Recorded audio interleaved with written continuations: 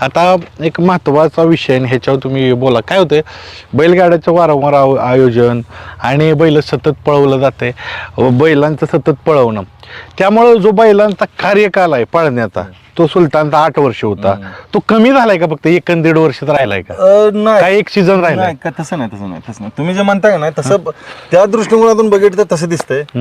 पण कॉम्पिटिशन एवढं वाढलं आहे का ना, सांगतो मला की नवीन म्हणजे जे वासरं आहे ते तुम्हाला आता उदाहरण दिलं ना, एवढ्या मोठ्या मैदानात कुणाच्या तर डोक्यात होतं का होती गाडी 1 नंबर करेल म्हणून, ते हे जे सचिन लक्षाची असंच आहे ना. म्हणजे आणि मग आपल्याला काय होतं, ती बैल मागं पडला जातो जो 1 नंबरातला बैल आहे, फक्त एकमेव असा बैल आहे की जो हे सगळ्या गोष्टीला अपवाद आहे असं मला वाटतं. निकष तोडणारा बैल, एकमेव बैल असा की परवा जेव्हा मी मैदानात होतो, खूप दिवसांनी मैदानात गेलो बलिवडीच्या, आणि तुम्ही मला सांगा, आदल्या दिवशी बैल यात्रेसाठी नुसता असं भेटायला आणलेला, मी भेटलो तिथं, आमच्या बाजूलाच होते.